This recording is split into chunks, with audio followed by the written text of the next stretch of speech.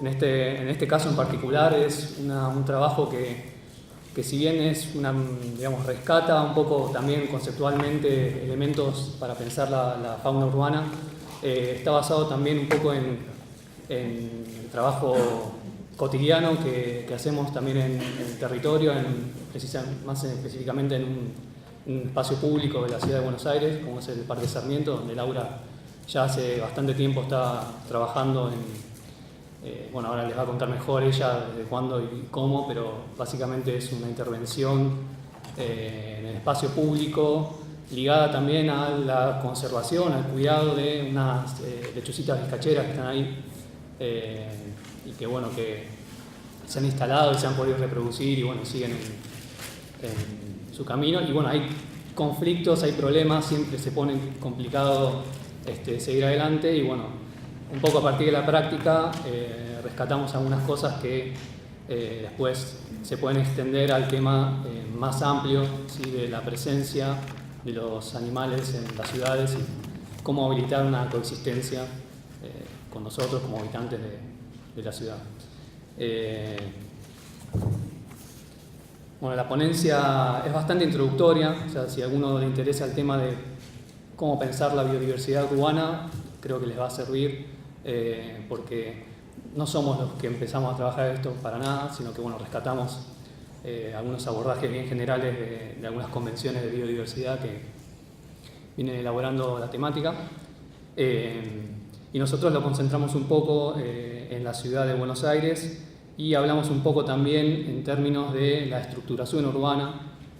Venimos también del campo de las ciencias sociales y trabajamos problemáticas urbanas que no están actualmente ligadas específicamente con el tema de los animales no humanos, pero sí que tienen que ver con cuestiones fuertes también como la segregación urbana, la desigualdad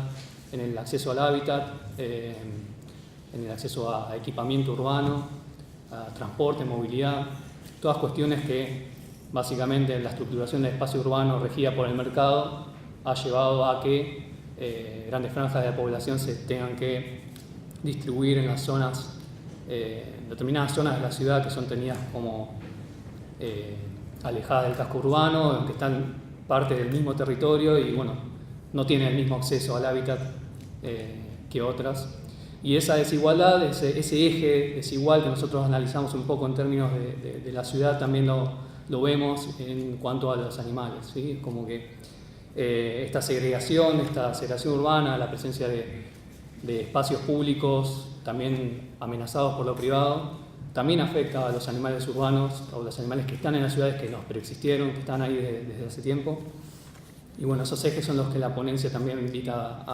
a poner en común. Un poco también hablando de la cuestión del hábitat en términos sociales y en términos también de la biodiversidad. Bueno, tenemos alguna cuestión también de análisis basados en los textos de Donaldson y Kymlicka sobre las ciudadanías animales, y nos concentramos un poco, y esto también habilita después al debate con la ponencia del compañero, sobre el lugar de la fauna urbana, sobre qué estatus se le da a los animales no humanos y cómo coexistimos o qué relaciones establecemos con ellos. Así que, bueno, le cedo la palabra a Lau para que comente un poco más el proceso y habilitar el debate. Bueno, como decía Pablo, yo hace unos cuantos años empecé a ir al Parque Sarmiento particularmente, a participar de un club de observadores de aves, porque me gustaban los animales desde siempre. Y cuando fui la primera vez me encontré con que hay una diversidad increíble, sobre todo de aves, porque, bueno, son animales más adaptables a la ciudad, se la rebuscan mejor. Y a partir de ahí empecé a estudiar aves y a publicar cosas en revistas de ornitología. Y más que nada hacemos hace unos cuantos años un trabajo con unas lechuzas vizcacheras. La lechuza vizcachera es una lechucita chiquita, bastante diurna y que nidifica en el suelo. Hace cuevas en el campo o usa las cuevas hechas por vizcachas, por eso vizcacheras. El tema es que apareció una pareja y no podía hacer su cueva porque es tierra de relleno como la mayoría de la tierra de la ciudad. Entonces nosotros aprendimos a construirle su cueva y a partir de ahí prosperaron un montón. Básicamente viven en una pista de atletismo, por lo cual el contacto humano con el bicho es todo el tiempo. Y eso nos llevó a pensar, y de ahí retomamos a Quimdica y su división, que nos parecía bastante útil, con sus limitaciones a los casos. Bueno, en Buenos Aires quizás no funciona como en Canadá, como decíamos antes, pero nos parecía que necesitamos como algún tipo de marco que regule de alguna manera lo que se puede y no puede hacer en un lugar donde hay animales que viven. Estos animales, si bien son súper adaptables, están reacostumbrados, han sufrido desde recitales, Copa Davis, lo que se puedan imaginar. Entonces, eso a nosotros nos llamaba la atención, más allá de encontrar una manera de proteger estos animales, de que se reconozca de que existen ahí, de que pertenecen a ese lugar, porque hay mitos de que el gobierno trajo águilas para cazar palomas, eso no existe. Los bichos vienen solos porque vuelan y encuentran comida, encuentran sitio de nidificación y pertenecen a, este era su hábitat original, estos eran pastizales y estos animales eran de ahí. Y ahora se adaptan como pueden a lo que es la ciudad de Buenos Aires en este caso. Entonces, ¿cómo generar una legitimidad para el animal que esté ahí, visibilizarlo? Y nosotros intentamos trabajar en ese sentido, por lo cual nos parecía que esta clasificación de Quimdica de animales liminales podía ser útil. Él lo que plantea es que estos animales viven en las ciudades, pero son independientes. Nosotros, digamos, ellos comen y hacen su vida, nosotros simplemente lo que hacemos es ayudarlos. En este caso no podían construir su cueva y lo hicimos nosotros, pero después son totalmente independientes.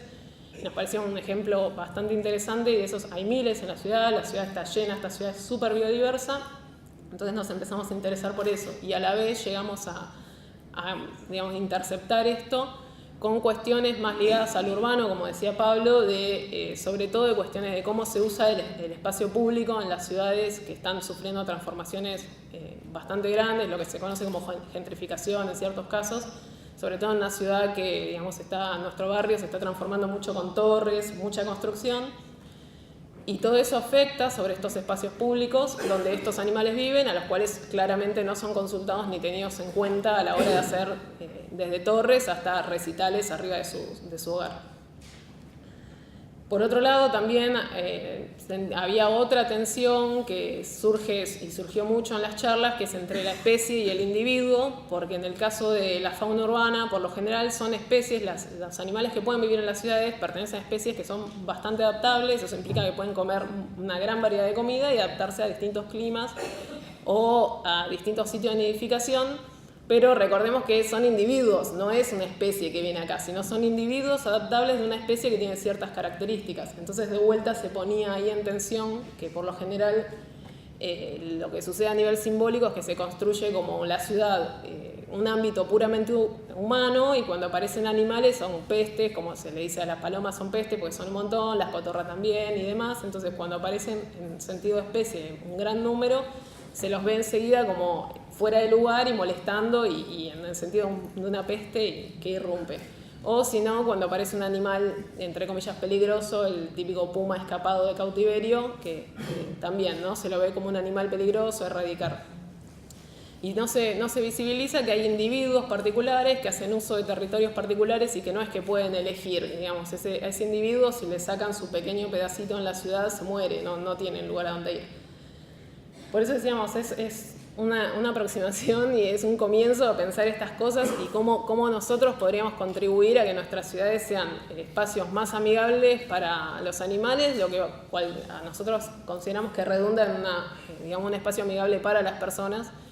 y además que nosotros estamos conviviendo y, digamos, lo que podamos generar a nivel ambiental bueno para el animal va a ser bueno para las personas al mismo tiempo. Nos parecía, digamos, en este sentido, la idea de Denisens y animales liminales podía contribuir a esta especie, a generar un vínculo de convivencia entre animales y animales no humanos dentro de las áreas urbanas. Creo que es eso. Gracias.